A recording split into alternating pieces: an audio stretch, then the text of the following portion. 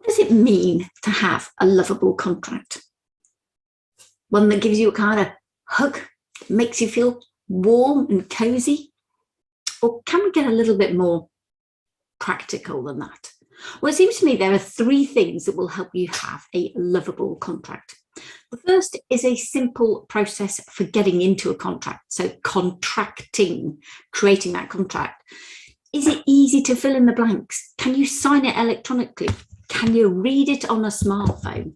Does it create no headaches in getting from the person who said, yes, they'll work with you, to getting it signed on the dotted line? Should be a great experience. This is the positive start to your relationship. It shouldn't be a massive headache. It shouldn't have lots of paper. It shouldn't require you to sign, scan, return, blah, blah, blah, blah, blah.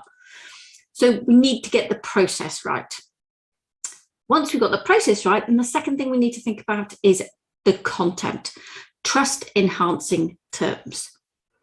So you want terms that don't put a brake on the negotiations because they're so one-sided, that you don't get pushback from because they scream, ah.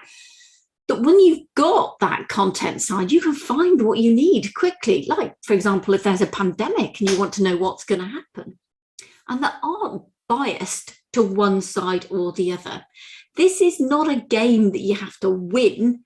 This is a relationship where you want to come together. So your contracts have trust enhancing terms that you can read, that you can understand, and that manage expectations. That'll make your contract a whole lot more lovable.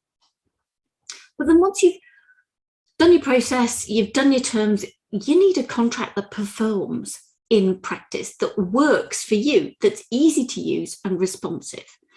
So your contract should be understood by everyone across the businesses. It should have a flexible change process to deal with the unexpected. And if 2020 and 2021 have taught us nothing, it's that you can expect the unexpected. But we also need it to safeguard business. We need it to put a limit on the provider's liability. This is not about betting your business on a project. This is about good limits on the supplier's liability, whether that's you or the person working for you. And then really we need explicit objectives.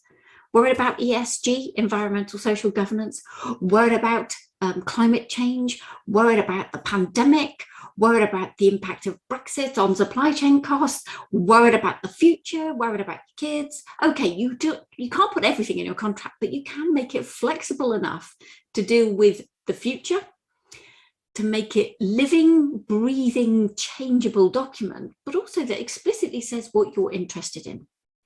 Now, a few years ago, we had a porch done on our house. We had 3 boys, lots of shoes, they've all got massive feet. The porch wasn't really fit for purpose. It was very drafty and it let the air into our house. So we wanted it to be double glazed.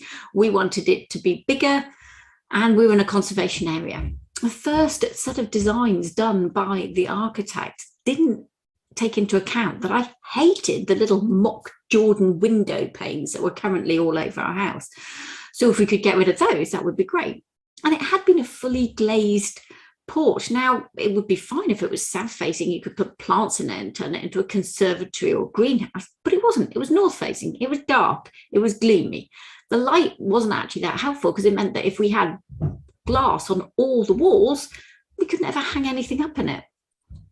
So the various things that it didn't really explicitly take into account, and that's because they hadn't asked the right questions. So if you're going to have a contract, you do need to, before you put the terms in and before you can get it to work in practice, ask better questions. What are you trying to achieve? What's the most important thing? Was the cost most important? Was meeting conservation area consent most important? Was it making it bigger so that the boys' shoes would fit in it? Was it making it easy to clean? Whatever it is, ask those questions, because you can't just muck about in the dark and hope that you've got it right. Everyone's got different views. So if you want a lovable contract, you need a simple, positive process for getting in, you need trust enhancing terms, and you need it to perform in practice. And once you're there, you've got a contract and a contracting process that will be lovable. Contracts can safeguard your business without annoying your clients, whilst giving you a kind of tiny little COVID secure hug at the same time.